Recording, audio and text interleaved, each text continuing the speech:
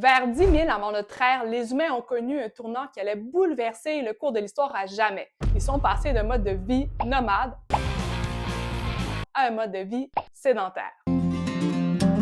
En effet, ils ont cessé de migrer constamment à la recherche de nourriture et ils se sont établis de façon durable sur un territoire. C'est ce qu'on appelle la sédentarisation et c'est une véritable révolution. Mais qu'est-ce que cela a vraiment eu comme impact pour nos ancêtres et pour nous?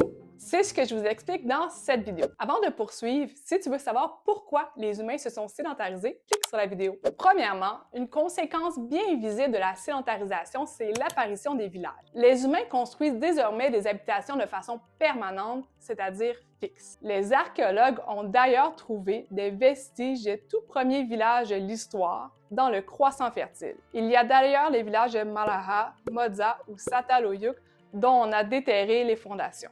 Dans les millénaires qui suivent, des villages semblables vont faire leur apparition dans d'autres régions du monde, comme en Chine, en Inde ou encore en Mésoamérique. Les habitations d'abord rondes deviennent progressivement rectangulaires. Cela permet de mieux diviser les pièces à l'intérieur. Ces maisons, regroupées les unes à côté des autres, forment les premiers noyaux de vie communautaire. Pour la première fois, des centaines voire des milliers de personnes cohabitent au même endroit pendant plusieurs années, pour le meilleur et parfois pour le pire. L'apparition des villages transforme complètement la manière de vivre et les relations sociales. Ensuite, en se sédentarisant, les humains développent l'agriculture et l'élevage pour répondre à leurs besoins alimentaires. Ils apprennent à cultiver des plantes comme l'orge, le blé, les lentilles ou les pois chiches. Pour travailler la terre et améliorer leur productivité, ils inventent de nouveaux outils. Par exemple, la houe qui permet de désherber et de remuer la terre, la faucille qui permet de couper les céréales, et plus tard l'arère, l'ancêtre de la charrue, qui permet de tracer les sillons. De plus, pour transformer les grains en farine, ils inventent la meule en pierre. Parallèlement, ils domestiquent plusieurs animaux, par exemple les moutons, le bœuf, le porc et la chèvre. Ils utilisent les animaux pour la viande, mais aussi pour la laine, le lait et le cuir. Certains animaux plus forts, comme le bœuf, peuvent également servir de force de traction pour les travaux agricoles. Saviez-vous que le premier animal domestiqué par l'homme était le chien?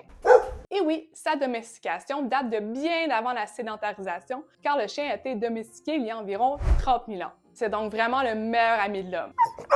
Grâce à ces innovations technologiques et aux innovations agricoles, les humains parviennent à produire des surplus alimentaires. Ils conservent ces surplus, comme les grains, dans des silos ou des jarres. Cela leur assure des réserves pour des mois, voire des années, lorsque les récoltes sont moins bonnes. Ce surplus de nourriture et cette stabilité amenée par le mode de vie sédentaire permet aux femmes d'avoir davantage d'enfants, ce qui entraîne une augmentation de la population. Selon le géographe David Olivier, la population mondiale serait passée de 4 millions à 100 millions en 6 millénaires. C'est très rapide. En lien avec un taux de natalité plus élevé, on a retrouvé près du village de Sataloyuk des statuettes représentant des déesses mères. On pense que celle-ci serait le symbole de la fertilité des femmes et qu'elle témoigne de l'importance accordée à la survie du groupe.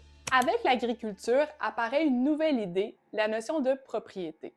Les champs cultivés ne sont plus seulement des espaces partagés, mais des terres qui appartiennent à une communauté ou à des familles. Bien sûr, certaines parcelles sont plus fertiles que d'autres et cela peut entraîner des rivalités, voire des conflits. On voit donc apparaître l'idée d'un territoire qu'on défend, qu'on protège, qu'on convoite.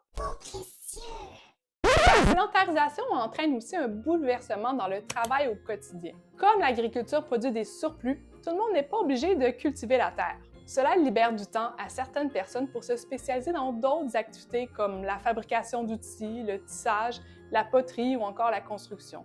C'est l'apparition des artisans. Il y a alors ce qu'on appelle la division du travail. Certaines personnes consacrent leur temps à l'agriculture, tandis que d'autres se spécialisent dans la fabrication d'objets. Avec l'apparition de ces nouveaux outils et objets, les échanges deviennent de plus en plus fréquents. C'est le début du troc. On échange un objet contre un autre. Par exemple, je pourrais échanger un sac de blé contre un vase en argile. Il faut noter que la monnaie n'existait pas encore à cette époque. Peu à peu, des individus se spécialisent dans ces transactions. Ce sont les premiers marchands. Les échanges peuvent se faire entre personnes d'un même village, mais aussi entre villages éloignés. Ainsi, le truck ne fait pas seulement circuler des objets, mais il favorise aussi la diffusion des connaissances et des technologies. Ce phénomène marque un tournant économique majeur dans l'histoire de l'humanité. Mais ces changements ne s'arrêtent pas là. L'accumulation de richesses entraîne aussi l'apparition des inégalités sociales. Certaines personnes possèdent plus de terres, de bétail ou d'objets précieux. Elles obtiennent alors plus de pouvoir et se hissent au sommet de la hiérarchie sociale. On retrouve des traces de ces inégalités sociales en observant les sépultures des personnes enterrées au Néolithique. Certains individus sont enterrés avec des bijoux, des objets précieux, signe d'un statut social élevé. La société devient alors plus complexe, avec des chefs, des règles et parfois même des élites. Ça représente donc un changement social et politique important. En résumé, la sédentarisation n'a pas seulement changé notre façon de se nourrir, mais elle a transformé l'organisation de nos sociétés. Grâce à elle, des villages, des villes et plus tard des civilisations sont apparus. Les changements apportés par la sédentarisation sont encore bien présents aujourd'hui. Ils ont fait passer les humains de chasseurs-cueilleurs à bâtisseurs de civilisation. D'ailleurs, si vous voulez en savoir davantage sur ce sujet, je vous invite à regarder ma prochaine vidéo.